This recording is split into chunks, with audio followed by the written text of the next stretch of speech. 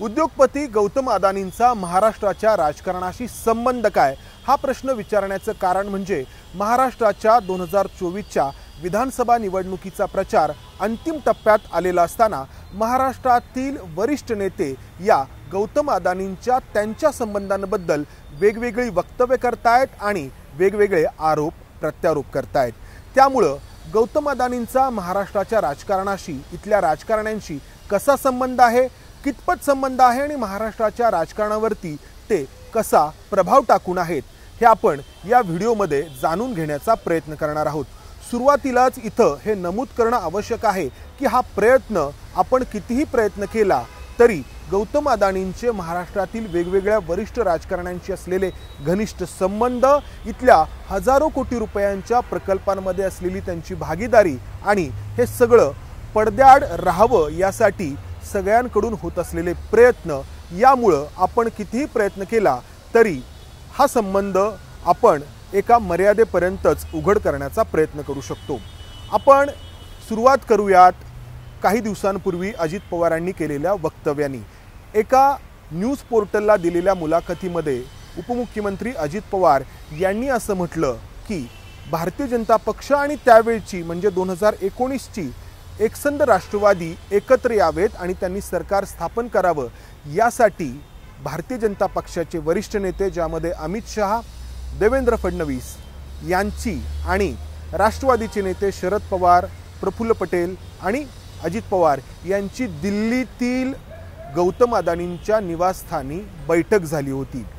हे सांगण्याचा आणि आत्ताच सांगण्याचा अजित पवारांचा उद्देश असा होता की मी आता महायुतीमध्ये आहे, मात्र माझ्या आधी शरद पवारच अशा बैठका घेत होते।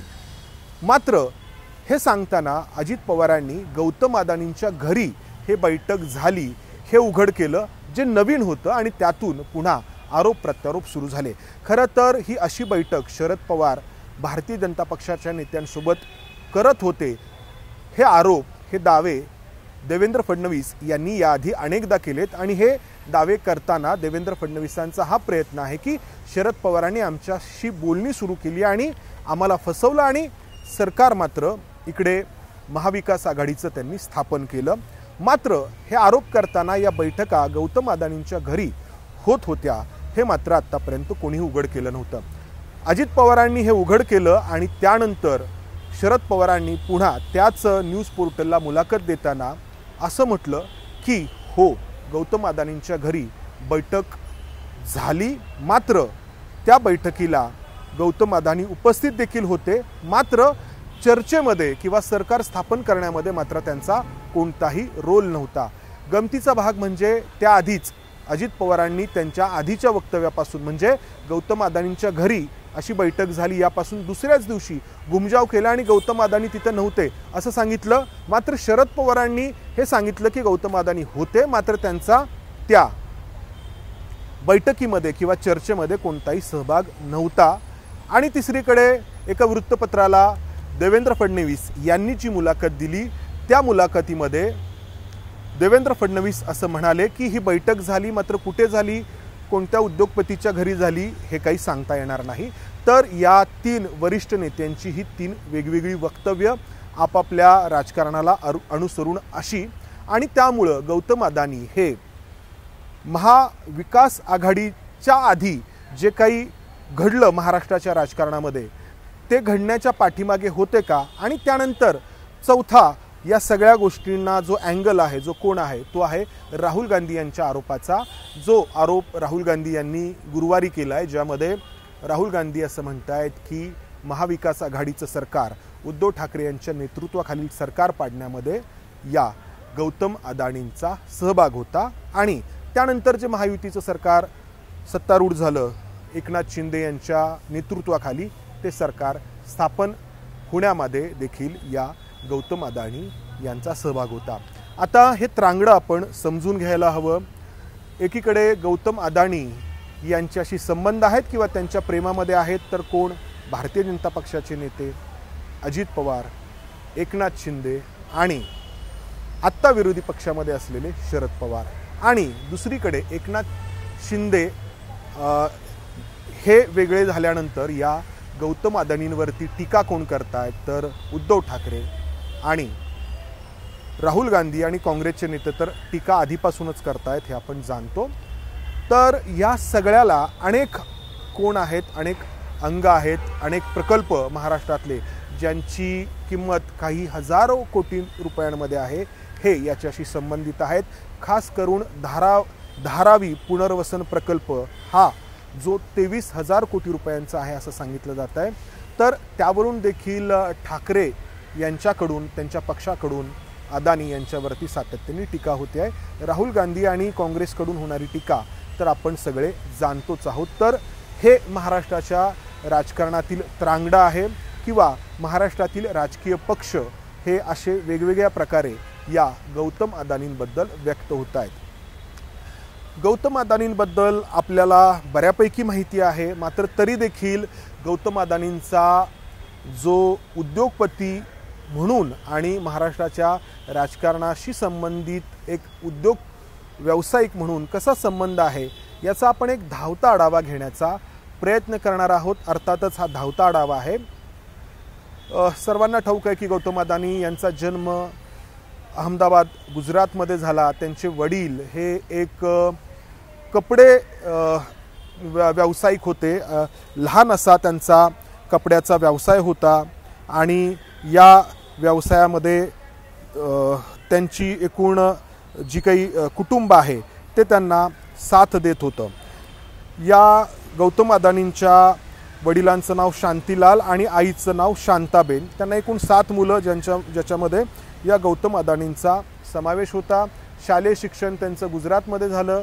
त्यानंतर त्यांनी BCom ही डिग्री मिळवण्यासाठी महाविद्यालयामध्ये प्रवेश घेतला, मात्र सेकंड इयरला असताना, दुसऱ्या वर्षात असताना त्यांनी शिक्षण त्यांचं थांबवलं, कारण शिक्षणापेक्षा व्यवसाय करून अधिक मोठं व्हावं हे अर्थात त्यांचं उद्दिष्ट होतं। आणि त्यामुळेच युवा अवस्थेत असतानाच हे गौतम अदानी अहमदाबादवरून मुंबईमध्ये आले एका हिरे व्यावसायिकाकडे काम करण्यासाठी आणि हिऱ्यांची निवड या व्यवसायासाठी करण्याचं काम सुरुवातीला त्यांनी केलं। मात्र 1981ला या गौतम अदानींचे जे मोठे बंधू होते त्यांनी गौतम अदानींना पुन्हा मुंबईहून अहमदाबादला बोलावून घेतलं। मनसुख भाई अदानी हे गौतम अदानींचे मोठे बंधू आणि यासाठी बोलावून घेतलं की हे मनसुख भाई अदानी गुजरातमध्ये प्लास्टिक आयात करण्याचा, PVC प्लास्टिक आयात करण्याचा व्यवसाय करत होते आणि त्यामध्ये मदत करण्यासाठी म्हणून गौतम अदानींना त्यांच्या मोठ्या बंधूंनी बोलावून घेतलं। आणि 1985ला या आपल्या मोठ्या बंधूंच्या व्यवसायाचा आणखी विस्तार करताना गौतम अदानी यांनी लघु उद्योगांसाठी लागणारं पॉलिमर्स आयात करायला सुरुवात केली। म्हणजे आधी प्लास्टिक आयात होत होतं, त्यानंतर पॉलिमर्स आयात करायला सुरुवात केली। त्यानंतर पुढचा टप्पा होता 1988ला अदानींनी अदानी एक्सपोर्ट्स ही कंपनी स्थापन केली, जी आता अदानी एंटरप्राइजेस म्हणून ओळखली जाते। सुरुवातीला ही कंपनी शेतीशी संबंधित अवजारं आणि ऊर्जा क्षेत्राशी संबंधित अवजारं आयात करत होती। 1991ला भारताच्या त्यावेळच्या केंद्र सरकारने आर्थिक उदारीकरणाचं धोरण अवलंबलं आणि त्याचा उपयोग भारतातील अनेक उद्योगपतींनी, अनेक व्यावसायिकांनी केला आणि आपले उद्योग, आपले व्यवसाय विस्तारायला सुरुवात केली, ज्यामध्ये या अदानी यांचा देखील समावेश होता। आणि त्यानंतर गौतम अदानी आणि त्यांचा उद्योग समूह स्टील, कपडे आणि इतर व्यवसायांमध्ये देखील काम करायला लागला। मात्र गौतम अदानी यांच्या आयुष्यामध्ये एक निर्णायक टप्पा ठरला, तो म्हणजे 1995ला त्यावेळच्या गुजरात सरकारकडून गुजरातमधील मुंद्रा बंदराचं, मुंद्रा पोर्टचं कंत्राट या गौतम अदानींना, त्यांच्या कंपनीला दिलं जाणं आणि तिथून गौतम अदानी आणि त्यांच्या उद्योग व्यवसायाची वाढ अतिशय वेगाने व्हायला सुरुवात झाली। त्यानंतर गौतम अदानी हे वेगवेगळ्या उद्योग आणि व्यवसायांमध्ये पुढे जात राहिले। 2006ला गौतम अदानी यांनी ऊर्जा निर्मिती क्षेत्रामध्ये प्रवेश केला। 2009 ते 2012 या काळात त्यांनी ऑस्ट्रेलियातील एक बंदर आणि कोळशाची खाण देखील अधिग्रहित केली आणि या वेगवेगळ्या कालावधीमध्ये त्यांची जी संपत्ती आहे ती अर्थातच वाढत गेली। मात्र या सगळ्या दरम्यान अनेक वाद देखील या गौतम अदानींशी जोडले गेले। सध्या भारताचे पंतप्रधान असलेले नरेंद्र मोदी यांचे या गौतम अदानींशी असलेले संबंध हा विरोधकांच्या टीकेचा नेहमीच एक मुद्दा राहिला आणि त्याच वेळी या गौतम अदानींचे शरद पवार यांच्याशी असलेले संबंध देखील नेहमीच चर्चेचा विषय बनले। 2014ला पंतप्रधान नरेंद्र मोदी यांचं सरकार केंद्रात सत्तारूढ होण्याच्या आधीपासून म्हणजे शरद पवार हे देशाचे कृषी मंत्री होते तेव्हापासून गौतम अदानी आणि शरद पवार यांचे संबंध राहिले आणि त्या संबंधातून अनेकदा गौतम अदानी आणि शरद पवार यांच्या भेटी कधी मुंबई कधी बारामती अशा होत राहिल्या आणि 2014 नंतर या गौतम अदानी यांचा उद्योग आणि व्यवसायामधला जो काही आलेख आहे तो अतिशय वेगाने वाढायला सुरुवात झाली। अनेक राष्ट्रीयकृत बँकांकडून काही लाख कोटी रुपयांची कर्ज या अदानी आणि त्यांच्या उद्योग समूहाला वेळोवेळी देण्यात आली। त्यातून अनेक उद्योगांचं अधिग्रहण झालं, त्यातून मोठ्या प्रमाणात टीका झाली आणि ही टीका होत असताना दुसरीकडे अदानी यांच्या उद्योगाची वाढ देखील तेवढ्याच वेगाने होत होती आणि 2022 मध्ये हे गौतम अदानी त्यांच्या या उद्योग व्यवसायातील प्रगतीच्या शिखरावरती पोहोचले। फेब्रुवारी 2022 मध्ये त्यांनी रिलायन्स ग्रुपच्या मुकेश अंबानींना मागे टाकत भारतातील सर्वात श्रीमंत तर जगातील 3ऱ्या क्रमांकाचे सर्वात श्रीमंत व्यक्ती होण्याचा मान मिळवला। तो टप्पा त्यांनी गाठला। मात्र त्यानंतर एक वादळ आल्याचं आपण सगळ्यांनी पाहिलं। American short selling activist firm असलेल्या हिंडेनबर्ग रिसर्चनी या अदानी समूहावरती मोठ्या प्रमाणात आरोप केले आणि या आरोपांनंतर या गौतम अदानींच्या मालमत्तेमध्ये मोठ्या प्रमाणामध्ये घसरण झाली। अगदी ते 23वे भारतातील श्रीमंत व्यक्ती इथपर्यंत खाली आले आणि त्यांची मालमत्ता देखील मोठ्या प्रमाणात खाली आली। अनेक आरोप झाले।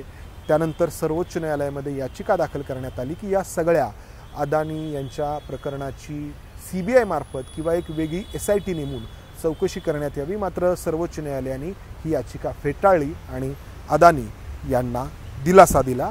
त्यानंतर अदानी यांच्या संपत्तीमध्ये पुन्हा वाढ व्हायला सुरुवात झाली। पुन्हा हिंडेनबर्गने आरोप केले, पुन्हा अदानींनी ते फेटाळले, हे आपण सगळे जाणतो। आणि हे सगळं होत असताना या गौतम अदानींचा महाराष्ट्राच्या राजकारणाशी असा वेगवेगळ्या प्रकारे संबंध येत होता आणि पुढचा टप्पा महाराष्ट्राच्या राजकारणाशी संबंधित या अदानींचा होता तो म्हणजे मुंबईतील धारावी पुनर्वसन प्रकल्पाचं कंत्राट या गौतम अदानींना राज्य सरकारकडून दिलं जाणं। हे कंत्राट अर्थातच एकनाथ शिंदे यांच्या नेतृत्वातील सरकारने गौतम अदानींना त्यांच्या उद्योग व्यवसायाला दिलं।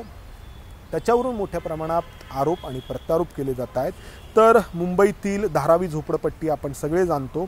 या धारावी झोपडपट्टीतील तब्बल 640 एकरांमध्ये हा धारावी पुनर्वसन प्रकल्प राबवला जाणार आहे आणि त्याची किंमत 23,000 कोटी रुपये आहे असं सांगितलं जात आहे। खरं तर हे सगळे आकडे जे आहेत ते वेळोवेळी आलेल्या बातम्यांमधून आहेत। अनेक असे आकडे किंवा अनेक अशा गोष्टी आहेत की ज्या अधिकृतपणे समोर ठेवण्यात आलेल्या नाहीत किंवा ते ठेवणं टाळलं गेलं आहे। मात्र तब्बल 640 एकरांमध्ये मुंबईतल्या या धारावी पुनर्वसन प्रकल्पाचं काम होणार आहे। एकूण 23,000 कोटी रुपयांचा हा प्रकल्प आहे आणि या प्रकल्पाची जी काही बोली कंत्राट जे आहे ते अदानी आणि त्यांच्या उद्योग समूहाने 5,069 कोटी रुपयांना जिंकलेली आहे। म्हणजे कंत्राट स्वतःच्या पदरात पाडून घेताना 5,069 कोटी रुपयांची बोली या अदानी आणि त्यांच्या उद्योग समूहाने लावली आणि आत्तापर्यंत जेव्हापासून हे कंत्राट अदानींना मिळालं आहे, आता हा धारावीचा पुनर्वसन प्रकल्प जो राबवायचा आहे तो जिथं झोपडपट्टी आहे तिथे आणि त्याचबरोबर रेल्वेकडे मुंबईतील खूप मोठ्या जागा आहेत। आपण सगळे जाणतो की मुंबई लोकलच्या भोवताली आपण ज्या जागा पाहतो तर त्या रेल्वेच्या जागा अधिग्रहित करून देखील हा प्रकल्प राबवला जाणार आहे आणि त्यापैकी 27 एकर जागा रेल्वेकडून अधिग्रहित करण्यासाठी अदानी यांच्या कंपनीने 1000 कोटी रुपये मोजलेत आणि एक आपण म्हणू की पहिला जो काही टप्पा आहे किंवा पहिलं पाऊल जे आहे ते अदानींनी या प्रकल्पाच्या बाबतीत उचललेला आहे। मात्र एकूण प्रकल्प आहे तो खूप मोठा आहे, 23,000 कोटी रुपयांचा आहे असं सांगितलं जातं। मात्र 27 एकर जागा जी रेल्वेकडून सुरुवातीला अधिग्रहित करायची होती ती या अदानी यांनी केलेली आहे आणि या धारावी पुनर्वसन प्रकल्पाच्या कामाला एका अर्थाने सुरुवात झाली आहे।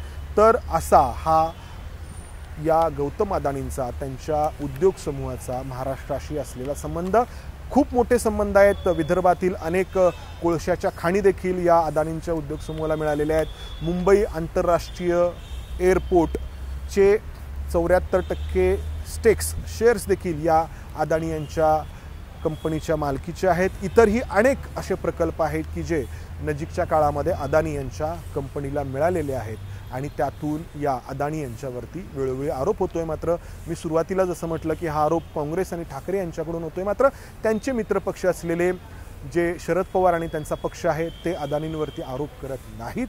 उलट अदानी आणि त्यांच्या मैत्रीचा उघड जो काही सोहळा आहे तो आपण बारामतीमध्ये डिसेंबर 2023 पाहिलेला होता, ज्यामध्ये या गौतम अदानी यांनी सपत्नीक त्यांच्या पत्नींसह बारामतीला भेट दिली होती आणि बारामती एअरपोर्टवरती हे गौतम अदानी उतरल्यानंतर त्यांना बारामती एअरपोर्टपासून बारामतीतील जिथं हा कार्यक्रम होणार होता त्या विद्याप्रतिष्ठानपर्यंत नेण्यासाठी स्वतः सारथ्य केलं होतं ते आमदार रोहित पवार यांनी। रोहित पवार स्वतः गाडी चालवत होते या गौतम अदानी आणि त्यांच्या पत्नीसाठी आणि त्यानंतर विद्याप्रतिष्ठानमध्ये जो कार्यक्रम झाला त्याला शरद पवार, सुप्रिया सुळे आणि इतर संबंधित लोक उपस्थित होते आणि या कार्यक्रमादरम्यान या विद्याप्रतिष्ठानच्या टेक सेंटरला या गौतम अदानी यांनी 25 कोटी रुपयांची देणगी देखील या डिसेंबर 2023च्या कार्यक्रमामध्ये दिलेली होती। तर हा गौतम अदानींचा महाराष्ट्रातील राजकारणाशी, महाराष्ट्रातल्या वेगवेगळ्या राजकारण्यांशी संबंध आपण पाहत आलेलो आहोत।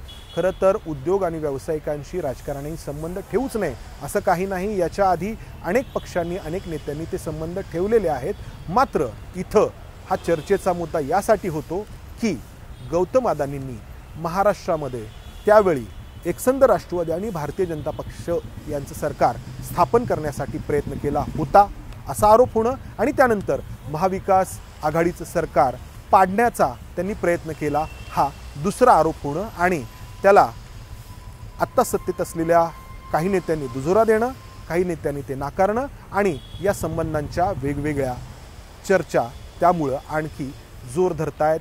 महाराष्ट्राच्या या 2024च्या विधानसभा निवडणुकीचा प्रचार अंतिम टप्प्यात येत असताना हा देशातील एक सर्वात मोठा उद्योगपती महाराष्ट्राच्या राजकारणावरती कसा प्रभाव टाकून आहे हे आपण जाणून घेण्याचा प्रयत्न केला। अर्थात सुरुवातीला जसं म्हटलं हा एक प्रयत्न आहे आणि तो छोटासाच ठरण्याची शक्यता आहे, कारण खूप सगळ्या गोष्टी अजून समोर येणं बाकी आहे। कॅमेरामन विजय राऊतसह मी इथेच थांबतो। धन्यवाद। एबीपी माझा, उघडा डोळे बघा नीट।